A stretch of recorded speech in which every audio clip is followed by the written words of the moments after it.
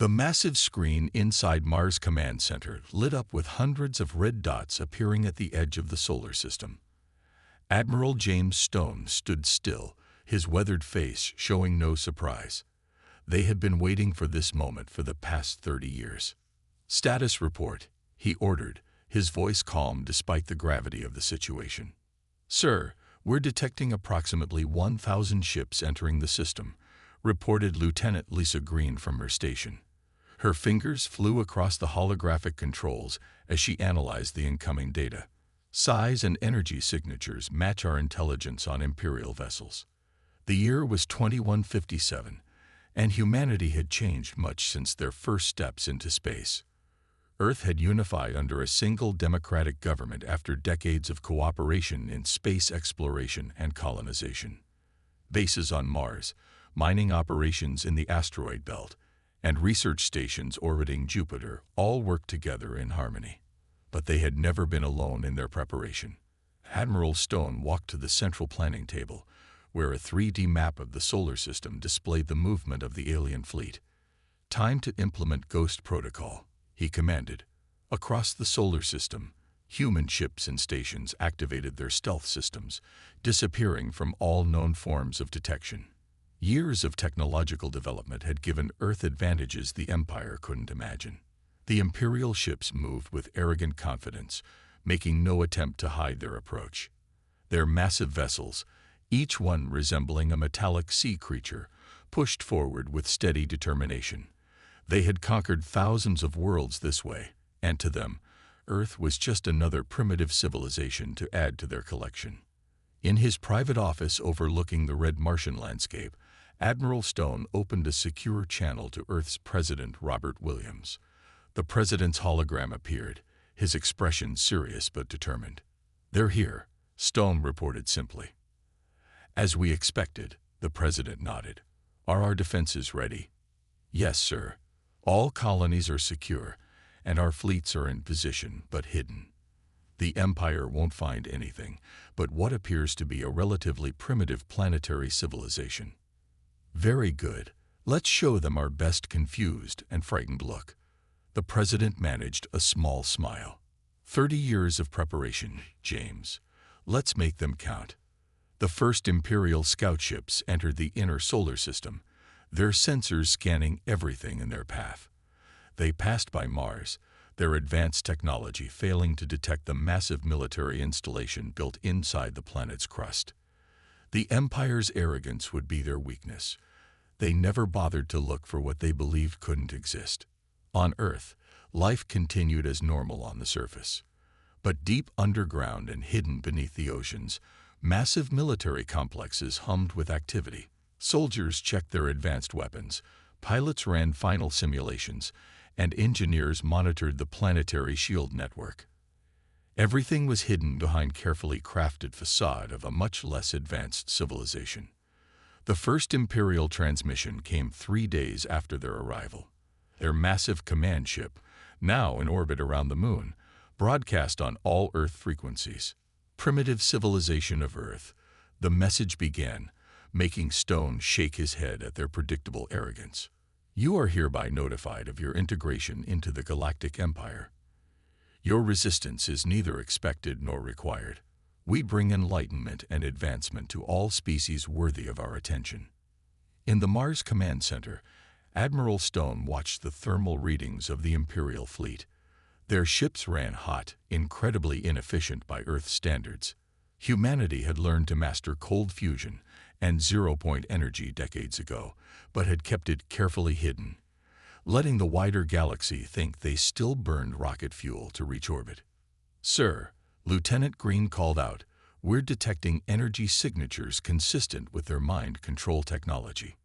"Just as our intel suggested," Stone nodded. "Are the psi shields holding?" "Yes, sir. No penetration detected. Our people on Earth are completely protected." Stone allowed himself a small smile. The Empire's greatest weapon, their ability to dominate the minds of other species, would find no purchase here. Human minds, through either evolution or divine providence, were naturally resistant to their influence. Combined with Earth's secretly developed psi-shielding technology, their control would be useless. Now we wait, Stone said, watching the Imperial ships settle into position around Earth. Let them think we're afraid and confused. Let them think we're primitive. The Empire would learn soon enough that they had made a terrible mistake. Humanity wasn't prey. They were the predators in hiding, and they had been preparing for this hunt for a very long time. The Imperial Ambassador's shuttle descended through Earth's atmosphere, its golden hull gleaming in the sunlight.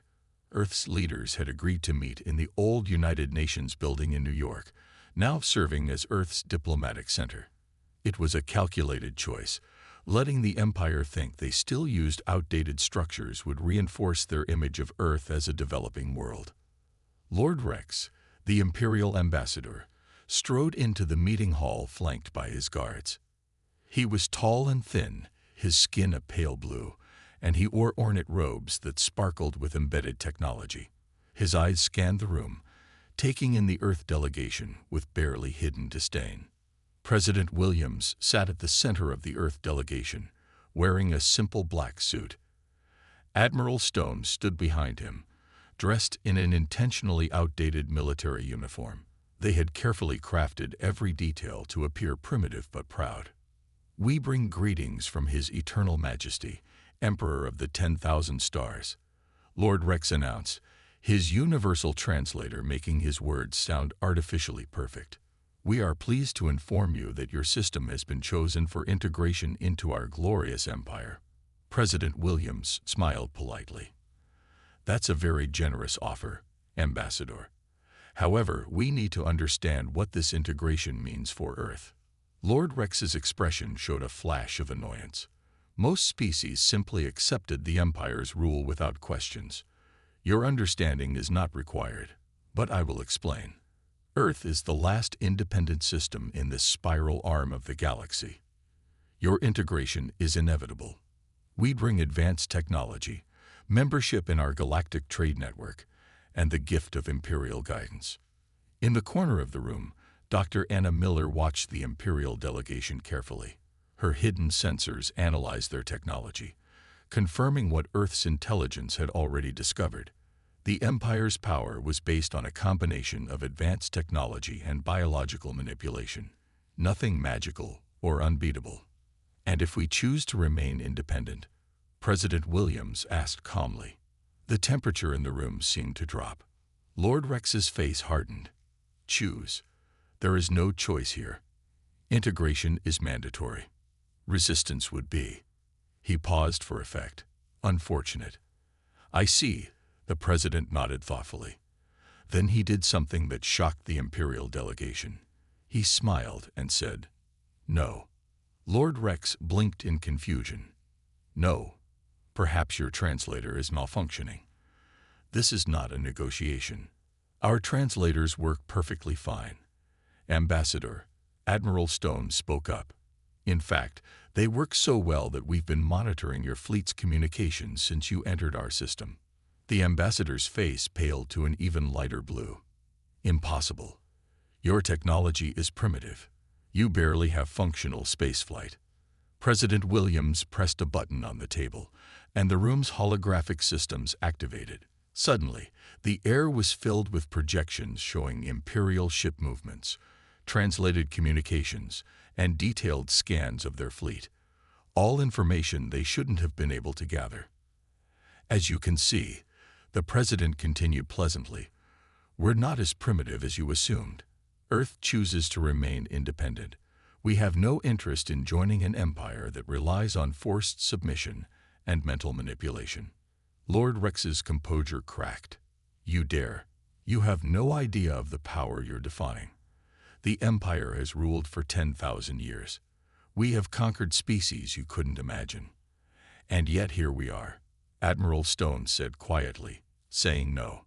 The ambassador's hands trembled with rage. "You have 48 hours to reconsider this foolish defiance. After that, you will learn why no one refuses the Empire." He turned sharply and stormed out with his guards. After the Imperial delegation left, Dr. Miller approached the president. Their biosignatures confirmed it. They're completely baffled. They've never encountered a species that could resist their influence. Good, President Williams nodded. Admiral, is everything ready for their inevitable attack? Stone's eyes gleamed. All defense systems are in place. The Empire thinks they're teaching us a lesson, but they're walking into a trap 30 years in the making. Outside, Lord Rex's shuttle rose into the sky, its crew already sending urgent messages to the fleet. On Earth's surface, everything looked normal.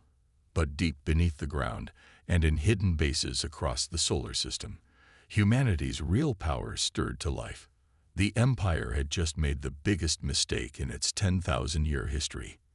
They had threatened Earth. 30 years earlier, Dr. Anna Miller stood in her underground laboratory, staring at test results that would change humanity's future.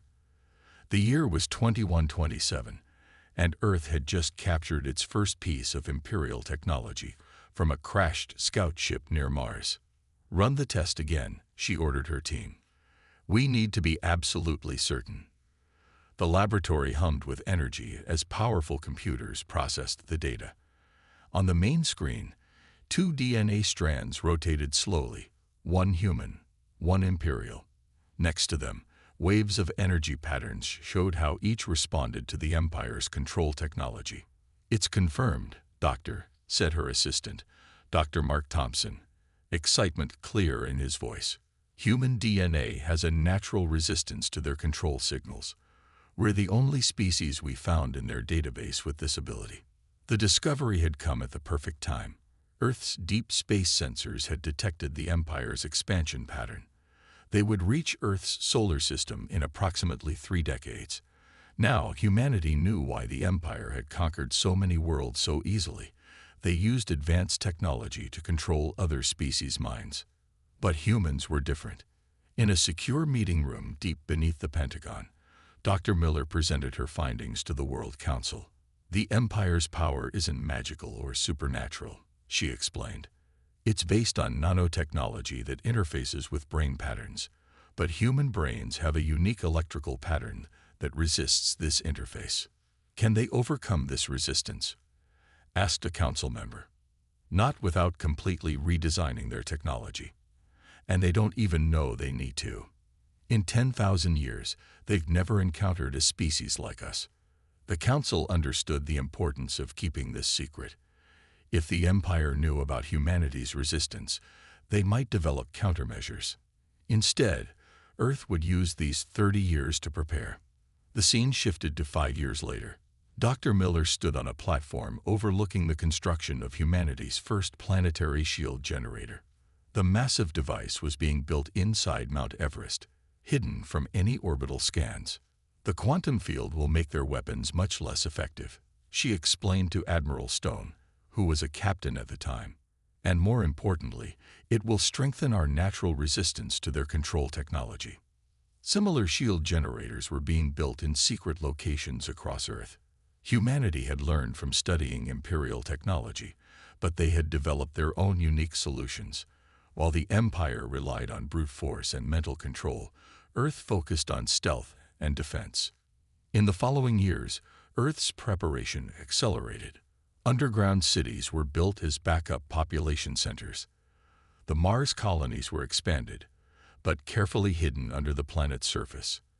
Asteroid bases were constructed in ways that made them appear to be natural space rocks.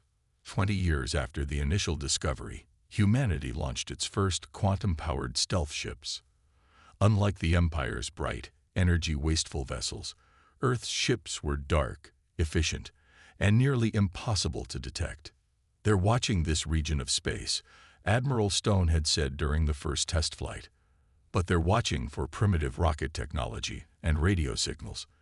They're not looking for ships that can hide in plain sight."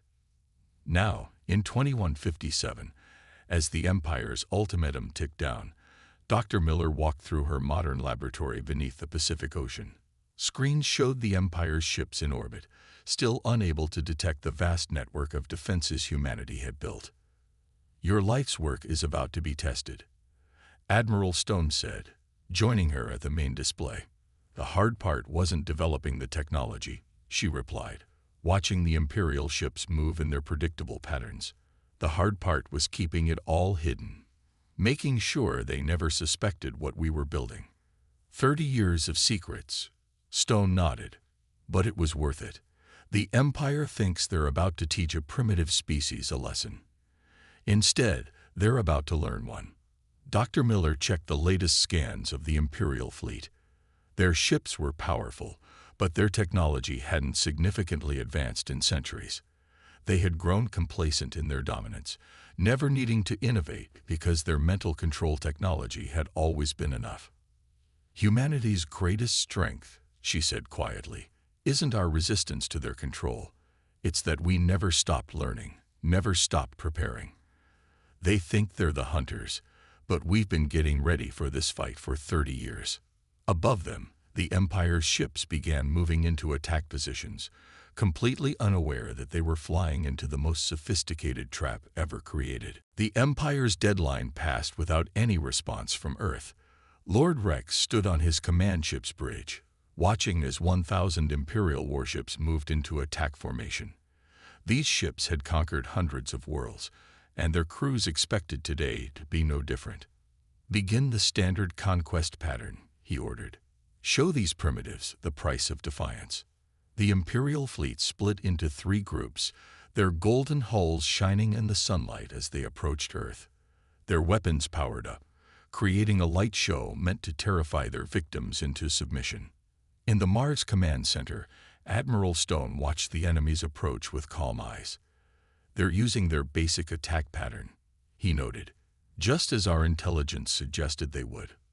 All planetary shield generators are at full power," Lieutenant Green reported. "Cities are protected. Underground shelters are sealed." Stone nodded and pressed a button on his command chair. "This is Admiral Stone to all Earth forces. Execute Operation Thunderclap." Across the solar system, humanity's hidden forces came to life. The first surprise came when the Empire's initial bombardment hit Earth's atmosphere. Instead of devastating the planet's surface, their energy weapons splashed harmlessly against an invisible barrier. Lord Rex stared in disbelief at his tactical display. "Impossible. They can't have planetary shields. Increase power to all weapons." The Empire's ships fired again, this time at full power. The shields absorbed the attack, and then something even more surprising happened. Earth's atmosphere seemed to ripple, and suddenly hundreds of ships appeared out of nowhere. They were dark, angular vessels that had been hiding in plain sight, their stealth technology making them invisible to Imperial sensors. "All ships, engage as planned," Stone commanded. "Show them what 30 years of preparation looks like." Earth's ships moved with deadly precision. Unlike the Empire's bright energy weapons, they fired concentrated quantum torpedoes that passed right through Imperial shields. The first wave of attacks devastated the enemy fleet, destroying 30 ships before they could even react. "Impossible," Lord Rex shouted as his ship shook from a near miss. "They're savages. They shouldn't have this technology." The battle spread across Earth's orbit. Imperial ships tried to use their standard tactics, but Earth's forces had studied their methods for decades. Every move the Empire made was countered before they made it. "Second wave, begin your attack," Stone ordered. From behind the moon, another fleet of Earth ships appeared. These were smaller, faster vessels that darted between the larger Imperial ships. They fired electromagnetic pulses that disabled the enemy systems, leaving them helpless. In orbit around Mars, hidden missile platforms activated. Thousands of quantum-guided weapons launched, each one targeting a specific weakness in Imperial ship design that Earth had discovered over years of study. "Sir," Lieutenant Green reported, "the Empire is trying to activate their mind control technology at full power." Stone allowed himself a small smile. Let them waste their energy. The Imperial fleet's attempts to control Earth's forces failed completely. Human pilots, naturally resistant and protected by their ship's quantum fields, pressed their attack without hesitation. Lord Rex watched in horror as his fleet fell apart. Ships were exploding or drifting powerless in space. Earth's forces moved like shadows, striking and vanishing, impossible to target effectively. "We've lost 40% of the fleet," his tactical officer reported, fear clear in his voice. "Their weapons, we can't stop them." "Retreat," Lord Rex ordered, his voice shaking. "Full retreat to the outer system." The surviving Imperial ships turned and fled, their once proud formation now a chaotic scramble for safety. Earth's forces let them go, having achieved their objective of showing the Empire they weren't dealing with helpless primitives. In the Mars Command Center, Admiral Stone received the damage reports. Earth had lost only 12 ships, while the Empire had lost over 600. The rest were fleeing in panic. "Send a message to all Earth forces," Stone ordered. "Phase 1 complete. Prepare for Phase 2. The Empire will be back, and next time they'll bring everything they have." Dr. Miller, who had been monitoring the battle from her laboratory, sent a message to Stone's screen. "The field test of our technology was a complete success. Everything worked even better than we predicted." Stone nodded with satisfaction. The Empire had just learned a harsh lesson about underestimating humanity. But this was just the beginning. The real battle was yet to come. Lord Rex knelt before the hologram of the Empire's High Command, his head bowed in shame. The golden chamber of his flagship felt cold as he reported their devastating defeat. 600 ships lost. The High Commander's voice was like ice. "To primitives. They were not what we thought," Lord Rex stammered.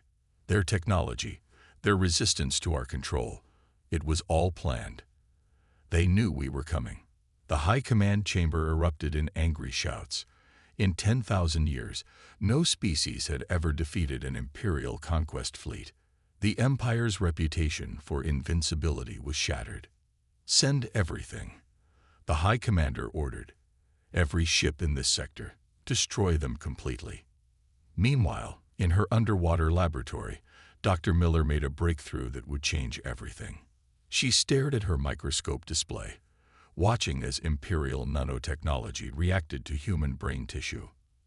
"Admiral Stone, you need to see this immediately," she called through the quantum comm. Stone arrived within an hour via high-speed transport tube. "What have you found?" Miller displayed her findings on the main screen. "Their mind control isn't divine power or advanced psychology. It's mechanical, billions of tiny machines that they've been spreading through the galaxy for thousands of years." She showed him microscopic images of the Imperial nanodevices trying and failing to interface with human neurons. "Our brains produce an electrical pattern that disrupts their control signal. But more importantly, we can broadcast this pattern." Stone's eyes widened as he understood. "We can free their other subjects." "Exactly. The Empire's power isn't just built on military might. It's built on a lie. The lie that they have some divine right to rule. But it's just technology, and old technology at that." In orbit around Jupiter, Earth's long-range sensors detected massive Imperial fleet movements. The Empire was gathering the largest force they had ever assembled. Over 10,000 ships. Admiral Stone called an emergency meeting with Earth's leadership. In the secure conference room, he laid out the situation. "They're desperate now," he explained. "They're not just fighting to conquer Earth anymore. They're fighting to preserve their lie. If other worlds learn the truth." President Williams nodded grimly. "Then we make sure they learn." "Dr. Miller, can you get a message past their information blockade?" "Better than that," she smiled. "We can broadcast the disruption signal to every Imperial ship. We can free their crews from control." The plan came together quickly. Earth's stealth ships, hidden throughout the solar system, would carry special transmitters. These would broadcast the human brainwave pattern that disrupted Imperial control. As they prepared, the first Imperial ships began to arrive at the edge of the solar system. But something unexpected happened. 3 Imperial cruisers broke formation and sent a coded message to Earth. "Their crews are already breaking free," Lieutenant Green reported excitedly. "Just being close to our quantum shield network is disrupting the Empire's control."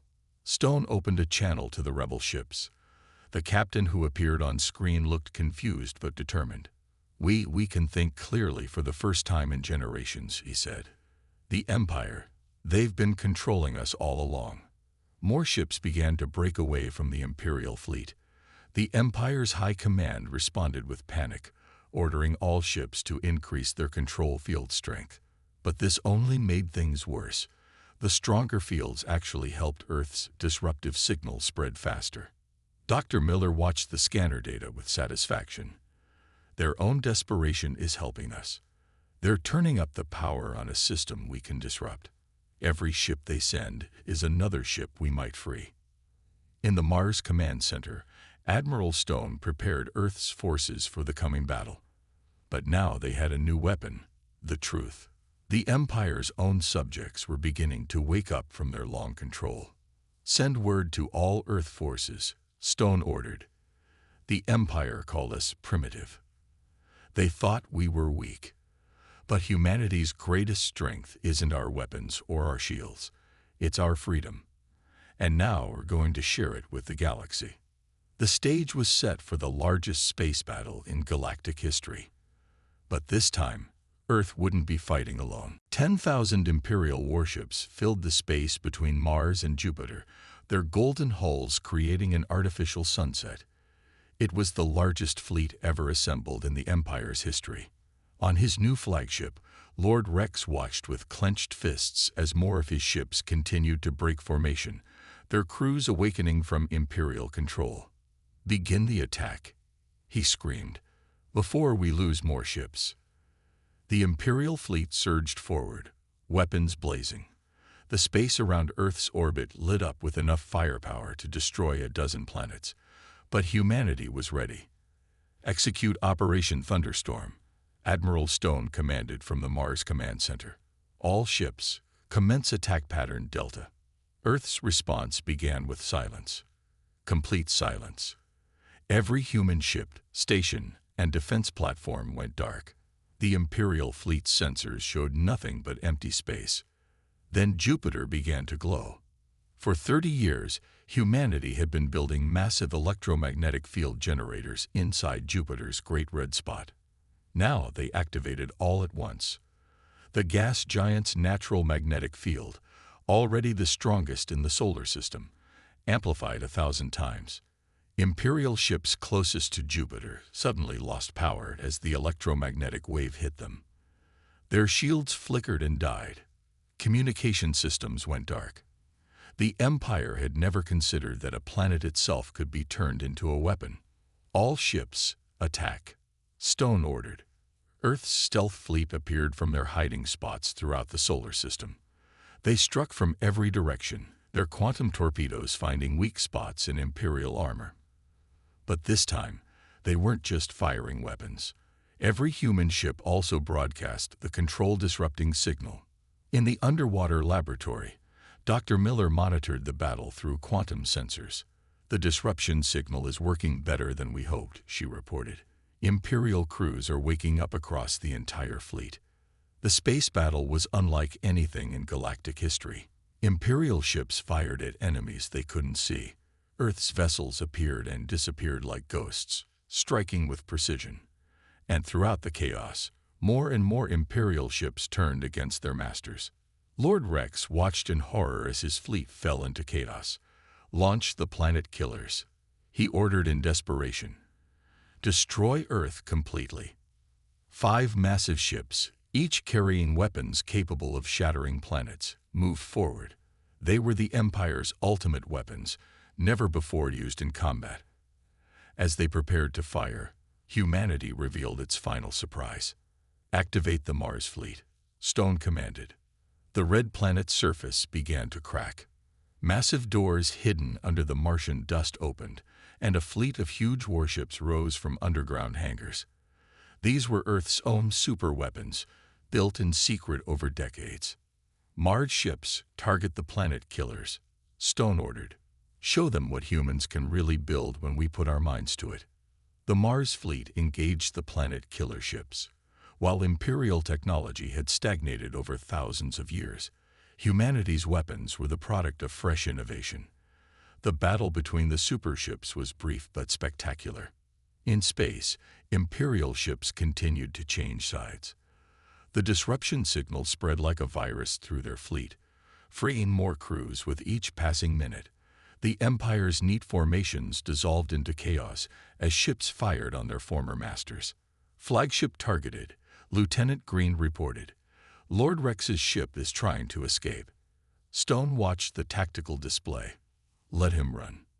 He needs to survive to tell the Empire what happened here.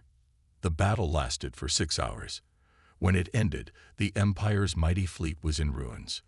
Thousands of ships were destroyed. Thousands more had joined Earth's side. The survivors fled in panic, leaving behind the wreckage of the Empire's invincible reputation. In the Mars Command Center, Stone received the final battle report. Earth had lost ships and brave crews, but their losses were minimal compared to the Empire's devastation. More importantly, they had shown the galaxy that the Empire could be beaten. Send word to the freed Imperial ships, he ordered. Tell them it's time for Phase 3. We're taking this fight to the Empire's core worlds. The battle for Earth was over. The battle for galactic freedom was about to begin. 6 months after the Great Battle of Earth, the Imperial Palace on the Empire's capital world stood silent. Its golden towers no longer shone with power. The streets below were filled with people celebrating their freedom from mental control. Admiral Stone stood at the window of what had once been the High Command Chamber. Behind him, representatives from 100 freed worlds gathered for a historic meeting. The Empire's control network is completely destroyed, Dr. Miller reported to the assembly. Their nanotechnology has been neutralized on every world we've reached. No one will ever be controlled by it again. The fall of the Empire had been swift once the truth spread. World after world had risen up as Earth's ships brought the disruption signal to every corner of the galaxy. The Empire's own communication network had worked against them, spreading the news of their defeat at Earth and the truth about their mind control technology. President Williams addressed the gathered representatives. We didn't fight this war to create a new empire, he said. Earth has a proposal for a different kind of future. The holographic displays activated, showing plans for a new galactic organization, the Free Systems Alliance. Unlike the Empire's forced rule, this would be a voluntary union of independent worlds. Each world governs itself, Williams explained. The alliance exists only to protect our common interests and ensure no one ever tries to enslave the galaxy again. In the room's center, the former imperial throne had been replaced by a round table. It was a simple design, built from earthwood, symbolizing the end of golden excess and the beginning of practical cooperation. Lord Rex and the other imperial leaders now sat in cells, awaiting trial for their crimes against sentient beings. But most imperial citizens and soldiers had been welcomed into the new alliance. They had been victims too, controlled by the same technology that had enslaved so many others. Dr. Miller's team had begun working with scientists from other worlds, sharing knowledge that had been suppressed by the Empire for millennia. The combined research was already producing new discoveries that would benefit everyone. Earth Defense Command will be transformed, Admiral Stone announced to the assembly. Our stealth ships and quantum technology will now protect all Alliance worlds. But more importantly, we'll teach you to build your own defenses. No world should have to depend on others for its safety. The diplomatic center of the Alliance would rotate between worlds, preventing any one planet from dominating the others. But Earth had earned a special place in galactic history. It would serve as the Alliance's military headquarters, its powerful defenses ensuring no future empire could ever threaten freedom again. We declare the solar system a sanctuary, President Williams proclaimed. Any people fleeing from oppression will find shelter here. Earth will always stand against tyranny. The Assembly's first act was to establish the Freedom Code, laws preventing the development or use of mind control technology. Earth scientists helped create detection systems that would prevent anyone from secretly rebuilding the Empire's control network. In the Mars Command Center, now the headquarters of the Alliance Defense Force, Lieutenant Green, now Captain Green, monitored the galaxy's status. The displays showed thousands of ships, Earth vessels and former Imperial craft working together to protect trade routes and help worlds recover. Quite a change from 30 years of hiding, Stone said, joining her at the command station. Was it worth it? She asked. All those years of preparation. Stone looked at the map showing hundreds of free worlds. We could have just protected Earth, he said. Built our defenses, kept our technology secret, lived safely behind our shields. But humanity chose a harder path. We chose to free everyone. As the assembly meeting ended, representatives from across the galaxy stepped forward to sign the Alliance Charter. Each signature represented a free world, choosing to stand together against any future threat to liberty. The last line of the Charter, written in every known language, summed up humanity's new role in the galaxy. Earth stands as the eternal guardian of freedom, its gates forever closed to empires, forever open to friends. The empire was gone. In its place, something new had grown, not built on control and fear, but on cooperation and freedom. And it had all started because humanity had dared to say no to an empire.